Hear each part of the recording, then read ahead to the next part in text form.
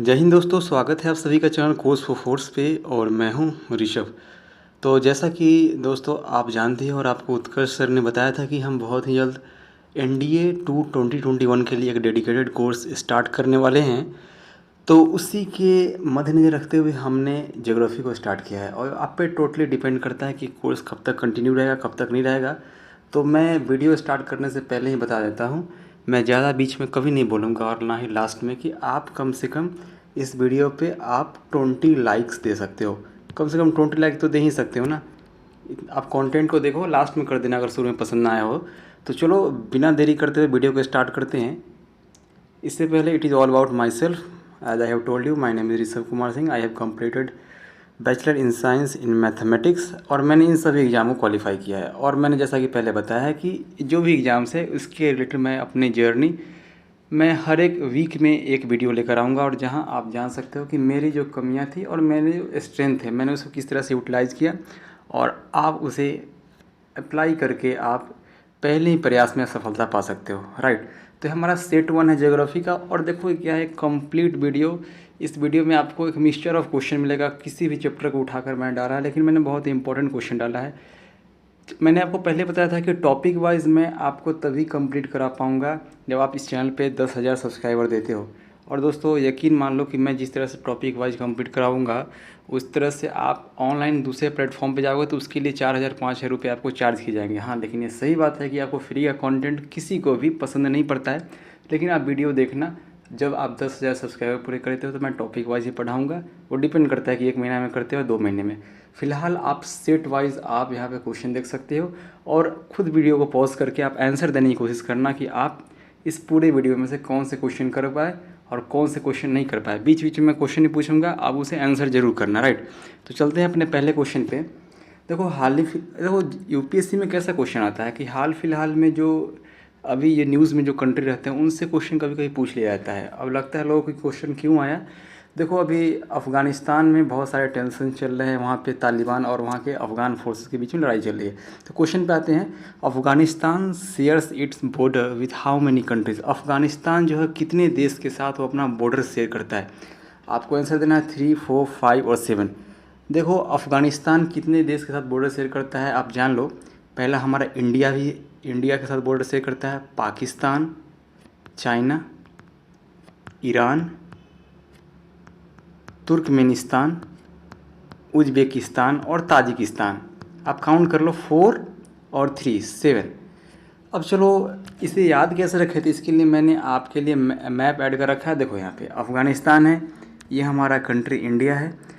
इससे आप north west में जाओगे तो मिलेगा अफ़गानिस्तान। देखो यहाँ पे पाकिस्तान है। इंडिया का आप बॉर्डर यहाँ पे देख सकते हो, भले ही पीओके के साथ है लेकिन पीओके भी हमारा है।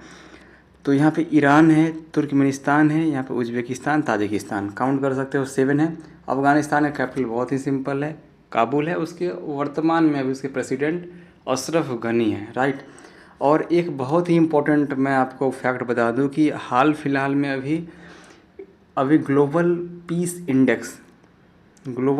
इंडेक्स अभी जारी किया गया था, जिसमें Afghanistan was declared as most disturbed country, और आइसलैंड को सबसे पीसफुल कंट्री बताया गया था। उस लिस्ट में इंडिया क्या रैंक है आपको बताना है। अगला है largest landlocked country in the world. अब जैसा कि आपने अफ़गानिस्तान को देखा, कहीं से आपको दिख रहा था कि अफ़गानिस्तान में कोई भी लोग चाहे तो समुद्र के रास्ते से अमेरिका जा सके, बिल्कुल नहीं। तो लैंड लॉक्ड का मतलब यही होता है कि वैसे देश जिसके चारों तरफ से कोई ना कोई देश होंगे। जैसे नेपाल को देख लो, नेपाल की जो सीमा है वो समुद्र से नहीं लगती, उसे बोलते हैं लैंड लॉक्ड कंट्री। तो लैंड लॉक्ड कंट्री में ही हमें सबसे बड़ा कंट्री बताना है, Nepal, democratic Republic of Congo, Kazakhstan, Mongolia. देखो इसमें 4 में से 3 कंट्री यहाँ पे लैंड लॉक्ड है, Nepal, Kazakhstan, Mongolia. DRC land locked नहीं है, लेकिन इसका सबसे बड़ा लैंड लॉक्ड हमसे पूछ रहा है तो आंसर हो जाएगा कजाकिस्तान, जिसका कैपिटल है, आपको बताना है कि कैपिटल क्या होगा। पहले इसका कैपिटल कुछ और था, अभी बदल चुका है। आपने सोच लिया? जी हाँ, इसका कैपिटल है नूर सुल्ताना। चलो इसके बारे में देख लेते हैं। यही है कजाकिस्तान, इंडिया से बिल्कुल नॉर्थ में एक सेंट्रल एशियन कंट्री है, एक समय यूएसएसआर का पार्ट भी था। और यहाँ पे देख सकते हो कजाकिस्तान एक लैंडलॉक्ड कंट्री है। आप बोलोगे कि सर 1 मिनट, यहाँ पे तो कुछ दिख रहा है। देखो ये कुछ नहीं है, एक कैस्पियन सी है, और कैस्पियन सी बिल्कुल यहाँ पे कजाकिस्तान के साथ बॉर्डर शेयर करता है, लेकिन अपने आप में कैस्पियन सी भी क्या है, लैंड लॉक्ड है। तो टोटली कजाकिस्तान भी एक लैंड लॉक्ड कंट्री कहलाएगा। अगले क्वेश्चन पे आते हैं। 10 डिग्री चैनल सेपरेट विच लैंड मास। 10 डिग्री जो चैनल है वह किसको अलग करता है, इंडिया श्रीलंका को, इंडिया और मिनिकॉय लक्षद्वीप और मिनिकॉय आइलैंड, अंडमान टू निकोबार, अंडमान और निकोबार को अलग करता है, जावा और सुमात्रा को। देखो मैं पहले ही बताऊँ, मैं टॉपिक वाइज कराऊंगा, तो जितने भी यहाँ पे स्ट्रेट्स हैं और जितने भी चैनल हैं, जितने भी पासेज हैं, मैं एक वीडियो में कंप्लीट कराऊंगा कि 38 पैरेलल किसके किसके बीच में, 49th पैरेलल किसके किसके बीच में। तो इसका सही आंसर होगा अंडमान एंड निकोबार। राइट, समझ में आया। और ये प्रीवियस ईयर क्वेश्चन है, आप यकीन नहीं कर सकते हो, CDS 1 2021 में क्वेश्चन पूछा गया है। राइट, अगले क्वेश्चन पे आते हैं। Which is the highest mountain peak of Europe. अब देखो इंडिया की प्रिपरेशन कर रहे हो, पूछ रहा हो कि वन लाइनर क्या उसमें आता है। देखो अभी आप स्टार्ट कर रहे हो, सेट 1 है। क्वेश्चन ऐसे आ सकता है कि आपके पास 2 बॉक्स रहेंगे, इधर लिखा गया रहेगा कॉन्टिनेंट, इधर रहेंगे हाईएस्ट पीक, उस कॉन्टिनेंट के हाईएस्ट पीक, इधर एशिया रहेगा, यूरोप, यहाँ पे 6-7 कॉन्टिनेंट रहेंगे या 3-4 हो सकते हैं, और इधर माउंटेन के नाम लिखे रहेंगे। पूछिए कि एशिया का माउंटेन पीक कौन है, एशिया का सबसे हाईएस्ट माउंटेन पीक कौन है, यूरोप का कौन है, और उसके बाद जानते हो कोड रहता है। ऑप्शन ए में रहेगा इस तरह से, इस तरह से रहता है, आपने देखा होगा। तो अब कोड सिलेक्ट करना है, तो आप इस कोड को तभी बता पाओगे जब आपके पास प्रॉपर नॉलेज है कि कौन से माउंटेन किस कॉन्टिनेंट का हाईएस्ट पीक है। यूरोप का पूछ रहा है, एशिया का पूछा तो बताए थे ना, एशिया सबसे हाईएस्ट माउंटेन पीक क्या है, माउंट एवरेस्ट।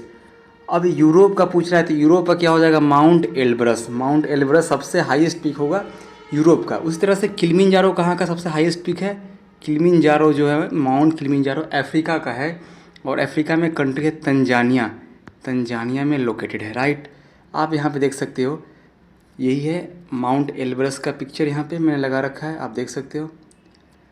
यहाँ पे कुछ मैंने बहुत ही इंपॉर्टेंट है, इसका आप स्क्रीनशॉट जरूर ले लेना।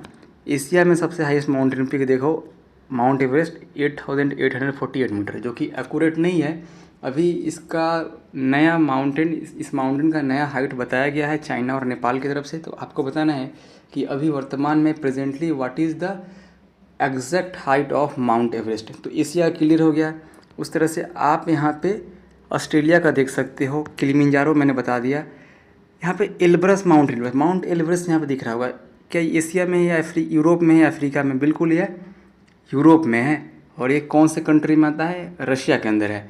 उसी तरह से आप यहाँ पे देख सकते हो नॉर्थ अमेरिका का सबसे हाईएस्ट पीक कौन सा है, डेनाली, जो कहाँ पे, अलास्का में है। राइट, और उसी तरह से माउंट एंडिस का ही एक पार्ट है, एकोनगुआ, वह साउथ अमेरिका में है। और माउंट विंसन अंटार्कटिका का है। 7 कॉन्टिनेंट मैंने 7 का 7 बता दिया। राइट, तो इससे बाहर माउंटेन से और हाईएस्ट पीक पे क्वेश्चन आया तो बाहर नहीं जाएगा। राइट, अगले क्वेश्चन पे आते हैं। What is 9 dash line. 9 dash line क्या है, ये इंपॉर्टेंट क्वेश्चन है। यह एक प्लेनेटरी मोशन है, मतलब जो प्लेनेट है उनके मोशन हो सकते हैं। Unilateral claimed area of China in South China Sea, South China Sea के अंदर चाइना का कुछ एरिया जो चाइना बोलता है मेरा एरिया है। List of 9 countries on equator, equator के ऊपर 9 कंट्री है, उनका यह एक लिस्ट है।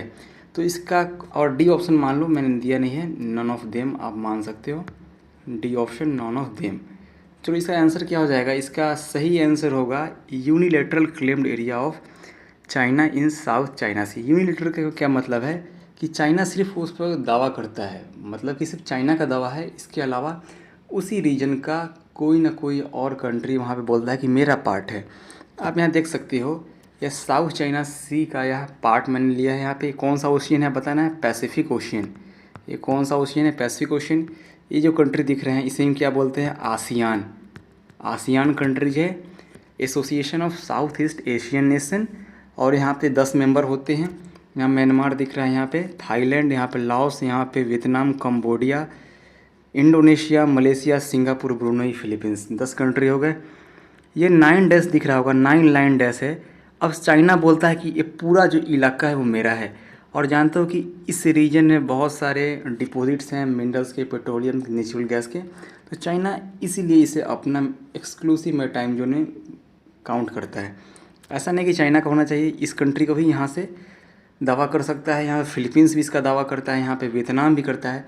तो ये रीजन जो है सो काफ़ी हॉस्टाइल है, काफ़ी यहाँ पे टेंशन्स रहते हैं। बार बार सुनोगे कि कल को कोई भी झड़प हुआ, कोई भी यहाँ पे अटैक होता है, चाइना किसी और शिप पे कर देता है, तो इसी 9 डैश के लाइन के अंदर होता है, क्योंकि चाइना इसे अपना बताता है, राइट। तो उम्मीद करता हूँ कि दोस्तों आपको ये वीडियो अभी तक समझ में आ रहा होगा। एक बहुत ही इंटरेस्टिंग क्वेश्चन, खासकर एनडीए का पैटर्न टाइप मैंने क्वेश्चन अंतिम क्वेश्चन सेलेक्ट किया है, ताकि आप 4-5 क्वेश्चन जब कर लिए हो तो इस क्वेश्चन को करने के आप पूरी तरह से कैपेबल रहो। Choose the correct answer, right. इसमें से सही आंसर कौन है? Israel is a landlocked country. फिर से इज़राइल अभी काफ़ी ज़्यादा न्यूज़ में था, जब वहाँ पे पैलेस्टाइन या बोले तो हमास और इजराइल के बीच में काफ़ी ज़्यादा यहाँ पे टेंशन था। इजराइल ने बॉम्बिंग भी करा था गाज़ा पे, तो उसी से क्वेश्चन हो सकता है आ जाए, या करंट अफेयर्स में भी कुछ एसोसिएट करके आ जाए। अभी इजराइल के नए पीएम भी बनाए गए हैं, नेफ्ताली बेनेट, तो ये भी इम्पोर्टेंट है। पहला स्टेटमेंट बोल रहा है Israel is a landlocked country. तो इजराइल क्या एक लैंडलॉक्ड कंट्री है? देख लेंगे हम आगे। Bhutan is larger than Israel in area. Bhutan जो हमारा एक नेबरिंग कंट्री है, बोल रहा है वो लार्जर है इन टर्म ऑफ एरिया। देख लेंगे इससे भी है क्या है। Israel shares it border with Egypt, Lebanon, Syria, Jordan and Israel. तो देखो दोस्तों, मैं इस क्वेश्चन के बारे में हिंट देता हूँ कि देखो, इजराइल जो है वो लैंडलॉक्ड कंट्री नहीं है। तो डी ऑप्शन क्या बोला है? 1 2 3 4, यानी कि 1 ऑप्शन तो पहले ही गलत हो गया, तो ये वाला भी गलत, ये गलत। अब बी सी में से देख लेते हैं।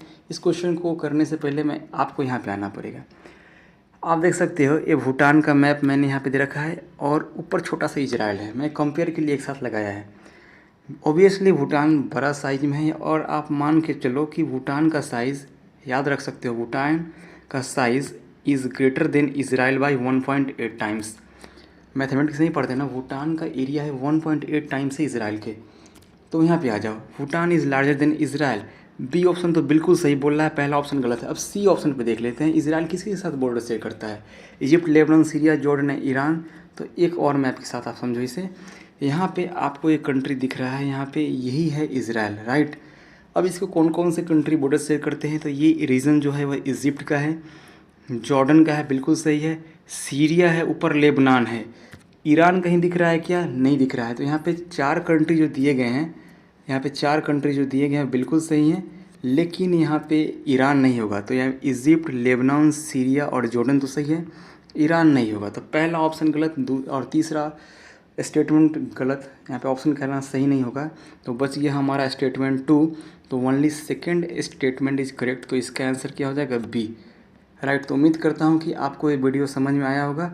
समझ में आया तो इस वीडियो को लाइक करें। मैंने पहले ही बताया है कि इस 25 लाइक तो आप दे सकते हो, 20-25 लाइक दे सकते हो, मैं ज़्यादा डिमांड नहीं कर रहा हूँ।